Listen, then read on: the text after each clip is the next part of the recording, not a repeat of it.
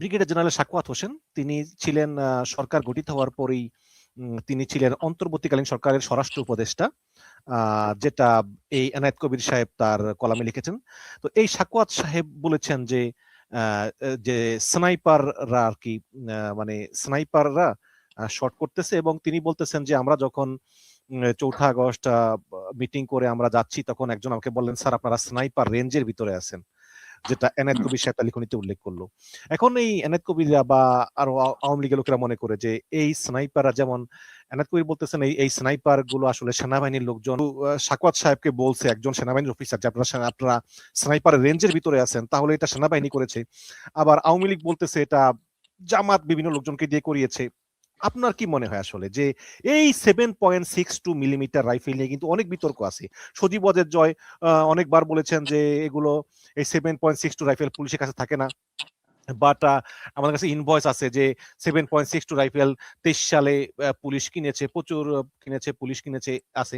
তার মানে সরকারের কাছে 7.62 রাইফেল ছিল। এখন আওয়ামী লীগ বলতেছে যে 7.62 রাইফেল আমরা পুলিশকে দেই নাই, কিন্তু এভিডেন্স বলতেছে যে এটা পুলিশের কাছে ছিল, এবং অনেক রকম ভিডিও এভিডেন্সও আছে। এখন এই স্নাইপার রাইফেল গুলো, সাখাওয়াত সাহেব বলতেছে স্নাইপার রাইফেল গুলো মানে এই মানে অ্যাকর্ডিং টু এনায়েত কবির যে এটা সেনাবাহিনীর কাছে ছিল, বাট আওয়ামী লীগ বলতেছে এটা জামাত শিবিরের লোকজন করছে, বিদেশি লোকজন দিয়ে। আপনার কাছে আসলে কি মনে হয় এই পুরো বিষয়টা আসলে রহস্যটা কি? আচ্ছা, এখানে আপনি যে পুরো প্রশ্নটা করলেন, এখানে কিন্তু 3টা ভাগ। এক হচ্ছে রাইফেল, মানে রাইফেলের টাইপটা কি বা গুলির টাইপটা কি। দ্বিতীয় প্রশ্ন হচ্ছে সাখাওয়াত স্যার কি বললেন, ব্রিগেডিয়ার জেনারেল সাখাওয়াত সাহেব কি বললেন। আর তৃতীয় হচ্ছে এনায়েত কবির বলেন আর সজীব ওয়াজেদ জয় বলেন, তারা কি বলছেন। তো এখানে 7.62 কিন্তু বাংলাদেশ সেনাবাহিনীর স্ট্যান্ডার্ড ইস্যু রাইফেল, এবং এটা বলা হয় যে AK-47 যেরকম খুব নাম করা পুরো বিশ্বের মধ্যে, আমাদের মতো তৃতীয় বিশ্বের দেশে এই 7.62 রাইফেলটা খুবই ভালো। মানে এটার বিকল্প আসলে আপনি যদি খুঁজতে যান, পারেন গরিবের AK-47, গরিবের AK-47 বলেন, এটা মোটামুটি আপনি যেই যন্ত্রাংশগুলো আছে সেগুলো আপনি চায়না থেকে ইম্পোর্ট করলেন, যেটা আমরা ওই দেখি রাইফেল টাইপ 56 ইউজ করার জন্য, যে আপনি চায়না থেকে ইম্পোর্ট করলেন, তারপর আপনি গাজীপুরের যে মেশিন টুলস ফ্যাক্টরি আছে সেখান থেকে বাকিটা আপনি যন্ত্রাংশ জোড়া দিতে পারলেন। এটার মেইনটেনেন্স খুবই সহজ, এটার মেইনটেনেন্স খুবই সোজা, এবং যেহেতু এটা লং টাইম ধরে বাংলাদেশ সেনাবাহিনী ব্যবহার করে আসছে, তো সেখানে আপনার খুচরা যন্ত্রাংশ থেকে শুরু করে আপনার মেইনটেনেন্স খুব সহজ। এখন আপনি যদি মনে করেন যে না, আমি এত বড় একটা সেনাবাহিনীকে আমি সম্পূর্ণ চেঞ্জ করে ফেলবো, আমাদের পুরা মানে বুলেটের সাইজ থেকে শুরু করে আমাদের আর্মস যা আছে সবকিছু, ওয়েপন্স এন্ড অ্যামুনিশন চেঞ্জ করে ফেলবো, আপনার তো ভাই পুরা 2 বছরের বাজেট লাগবে সবকিছু চেঞ্জ করে ফেলতে, যে আমি আমেরিকার কাছ থেকে কিনবো না আমি ফ্রান্সের কাছ থেকে কিনবো। আমরা যে সকল দেশে আছি এখানে 4-5 হাজার সৈন্য, আরো কম এক একটা দেশে, এইসব দেশে অনেক কিছু আপনি সস্তায় করতে পারবেন, অল্প টাকা লাগবে।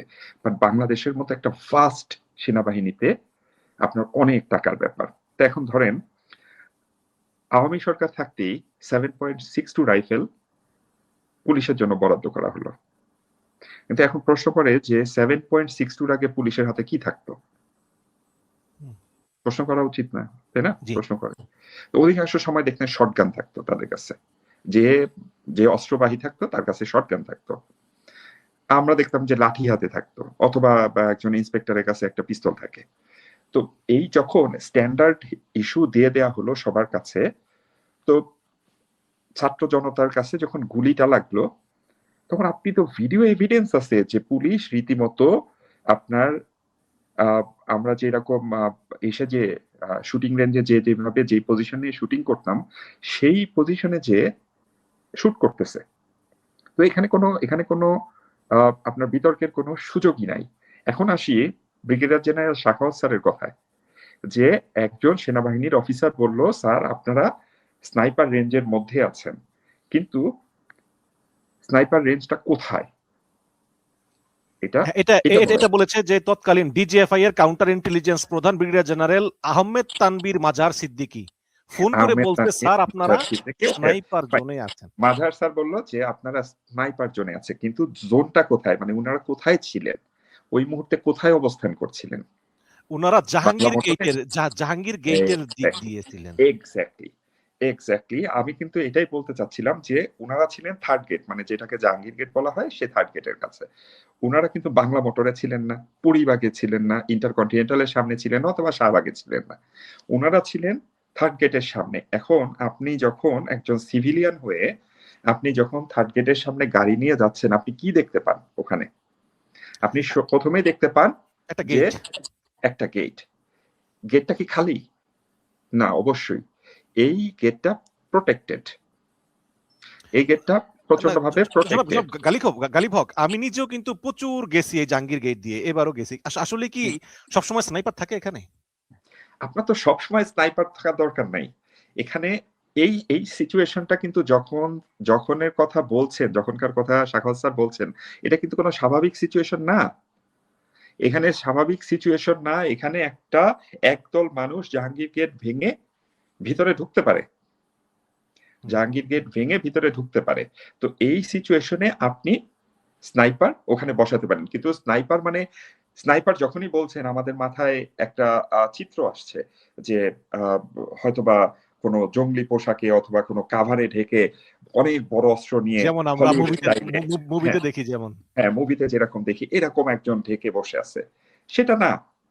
দুইজন যদি অস্ত্র তাক করে সেখানে বসে থাকে চোখ লাগিয়ে, সেটাও স্নাইপার। সেও ওখানে সে বন্দুক তাক করে বসে আছে স্নাইপার জন্য, সে একটু দূর থেকে শট নিতে পারবে। সেটা তো সেনাবাহিনীর ক্যান্টনমেন্ট রক্ষার জন্য স্নাইপার জোন ওখানে ক্রিয়েট করা হয়েছে। সেখানে যদি আপনিও যে দাঁড়ায় থাকেন, আপনিও যে যদি ওখানে মিছিল করতে থাকেন, তাহলে মিলিটারি পুলিশ ইউনিটের অফিসাররা এসে বা সৈনিকরা এসে আপনাকে ওখানে বলবে যে আপনি এই কাজটা এখানে করবেন না। তারপরে যদি আপনি অস্ত্রশস্ত্র নিয়ে হামলা করতে চান, তাহলে হয়তোবা তারা প্রতিহত করার চেষ্টা করবে, কারণ সেটা তো খুবই প্রোটেক্টেড এরিয়া। আপনি ওখানে গাড়ি নিয়ে গেলেও তো আপনাকে প্রশ্ন করা হয় যে আপনি কোথায় যাচ্ছেন, এবং আপনি যদি সেখানে ওই জায়গা যাওয়াটা যদি আপনি ভাঙার চেষ্টা করেন, ব্যারিকেডটা যদি আপনি ভাঙার চেষ্টা করেন, আপনাকে তারা অ্যারেস্ট করবে অথবা তারা আপনার বিরুদ্ধে ব্যবস্থা নিবে। এটা খুব স্বাভাবিক। এটাকে খণ্ডিত অংশ তারা প্রচার করে যাচ্ছে বারবার বারবার বারবার করে, খণ্ডিত অংশ প্রচার করে যাচ্ছে। আর সজীব বলের জয়ের মতো মানুষ যারা, তাদের কাছে তো যারা তথ্য দেয় তারা তো খুব খুব স্পেসিফাইড কিছু মানুষ ওখানে তথ্য দিচ্ছে। ধরেন এম এ আরাফাত সাহেব ওখানে তথ্য দিচ্ছে। তো আরাফাত সাহেব চাচ্ছেনই এমন একটা কথা ওনাকে দিয়ে বের করতে, মুখ দিয়ে বের করতে, যেই কথাটা উনি চাচ্ছেন যে এই কথাটা প্রচার হোক, এটা নিয়ে কথা হোক। তাতে হয়তো বা আওয়ামী লীগের মানুষরা সেটা বারবার প্রচার করতে থাকবে, যেহেতু সাবেক প্রধানমন্ত্রীর ছেলে, হয়তো বা উনার কথা কেউ পাত্তা দিবে না, কিন্তু সচিব অজিত জয়ের কথা পাত্তা দিবে। এটা বড় কোনো নিউজে আসবে, এটা নিয়ে একটা বিতর্ক সৃষ্টি হবে। তো এখানে যেটা বারবার বলা হচ্ছে যে না, তৃতীয় কোনো শক্তি গুলি করে মানুষ মারে, মানুষ মারছে, এটা আসলে বিতর্কে অথবা লজিকে টিকে না, টিকে না, যেখানে আমাদের কাছে সব ভিডিও এভিডেন্স আছে। এখন আমি যখন এই রিপোর্টগুলো পড়লাম, তখন বারবার কর্নেল হাসিন স্যারকে আনা হচ্ছে, সাবেক অফিসারদেরকে আনা হচ্ছে এখানে, যে উনারা প্ল্যানিং করছে। ভাই আপনি একটা জিনিস চিন্তা করেন, যে ঢাকা শহর যেখানে মানুষে মানুষে ধাক্কা খায়, আপনি ফার্মগেটে যেয়ে দাঁড়ায় থাকলে আপনার হাঁটা লাগবে না, মানুষ ধাক্কায় আপনার সামনে নিয়ে চলে যাবে। তো এইরকম জায়গাতে আপনি একটা স্নাইপার জোন ক্রিয়েট করবেন, একটা বিল্ডিং এর উপরে বসে ওয়েট করবেন ঘন্টার পর ঘন্টা যে আমি ছাত্রদেরকে মারবো বা জনতাকে আমি মারবো, এবং আপনি ওয়েট করবেন যে এইখান থেকেই জনস্রোতটা আসবে। কতটুকু এটা কি বলে গাঁজাখুরি কথাবার্তা, এটা গাঁজাখুরি কথাবার্তা। যে আপনি ধরেন আপনি জাস্ট একটা র্যান্ডামি হিসাবে একটা ভিআইপি মুভমেন্ট হবে এবং আপনি এখানে স্নাইপার বসে রাখলেন। এখানে আমরা যদি প্রবাবিলিটি হিসাব করি যে এখানে 10টা বল আছে, তো একটা লাল বল আছে, তো আমি এখানে র্যান্ডম হিট করতে থাকবো, এই হলে লাল বলটা পড়ার সম্ভাবনা কতটুকু? এর চেয়েও তো সম্ভাবনা কম যে ওখান থেকে ওই ভিআইপি মুভমেন্টটা হবে। কিন্তু এখানে তাই বলে কি স্নাইপার ছিল না? আমরা তো ভিডিওতে দেখেছি যে হঠাৎ করে একজন পড়ে গেল, একটা মিছিল যাচ্ছে একজন পড়ে গেল মাছ থেকে, তাহলে এটা কি স্নাইপার ছিল? যেখান থেকে ক্যামেরাটা ধরা হচ্ছে সেটা হচ্ছে খুব সেফ জোন। সবসময় সাংবাদিকরা কিন্তু যেই পক্ষ থেকে ইট ছোড়া হচ্ছে সেদিক থেকে ভিডিও করে না, করে হচ্ছে পুলিশের সাইড থেকে। হ্যাঁ আপনি আবারও ফেরত যান, যাত্রাবাড়ির কাছে দেখেন, যাত্রাবাড়িতে দেখেন সময় টিভির সাংবাদিক কি বলছে, ভাই গুলি করেন, ভাই গুলি করেন, হ্যাঁ মনে হচ্ছে না, ভাই গুলি স্পষ্ট করেন। মনে হচ্ছে।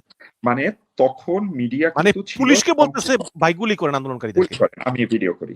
এখন তখন মিডিয়ার যেই যন্ত্রগুলা ছিল সম্পূর্ণ ছিল পুলিশের পক্ষে, শুধু সামাজিক যোগাযোগ মাধ্যমের কিছু মানুষ তারা হয়তোবা মোবাইল দিয়ে ভিডিও করছে। তারপরে তো ইন্টারনেট ছিল না, ইন্টারনেট ছিল না, আমি আপনাকে ফোন দিতাম বা আমি কাউকে ফোন দিতাম বা আমরা ওই যে ভিপিএন ইউজ করে যোগাযোগ করার চেষ্টা করতাম। তো ওই সময় যে ক্যামেরাগুলো ছিল সেই ক্যামেরাগুলো ছিল পুলিশের পক্ষ থেকে, পুলিশের পিছনে বা সেফ জোন থেকে ভিডিও করা হচ্ছে। এখন আমার পিছন থেকে কে গুলি করলো, আমার সামনে কে মারা গেল, আমি সামনের মানুষটাকে দেখতে পারলাম, কিন্তু আমার পিছন থেকে কে গুলি করছে আমি তো সেটা দেখতে পাইনি ভাই। যার কারণে দেখা যাচ্ছে যে টুপ করে একজন পড়ে গেল। এবং আপনি তো দেখছেন কত সুন্দর করে সময় নিয়ে এক একটা শট নেওয়া হচ্ছে। এখন আমরা খুব চোখের সামনে আসছে আমাদের এই যে লেফটেন্যান্ট কর্নেল রেদওয়ান স্যারের ছবি। লেফটেন্যান্ট কর্নেল রেদওয়ান উনি এই হ্যাঁ, সময় বিজিবি, বিজিবিতে উনি কর্মরত ছিলেন। বিজিবিতে ছিলেন, তো উনি গুলি করছেন। এটা তো আপনি বলতে পারবেন না যে এটা অন্য কোনো দেশের মানুষ রামপুরা এসে এলাকায়। বিজিবি ড্রেস পরে গুলি করছে। আপনি ওখানে দেখতে পাচ্ছেন যে একজন সেনা অফিসার বা বিজিবি অফিসার গুলি করছে এবং অপোজিটে পোলাপান টুকটুক করে পড়ছে। এগুলো মানে খুব অল্প বয়সী ছেলেপেলে, তারা টুকটুক করে পড়ে যাচ্ছে। এবং বরাবর তো এটা বিল্ডিং এর ভিতরে ঢুকে গিয়েছে, আবাসিক এলাকার ভিতরে, সেখানেও মারছে। তো এইগুলাকে অ্যাকচুয়ালি আপনি লিখতে পারবেন, বলতে পারবেন, হয়তোবা ১ কোটি মানুষের মধ্যে ৫ জন বিশ্বাসও করবে যে না এটাই সঠিক।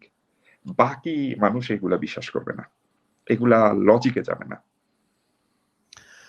অনেক ধন্যবাদ।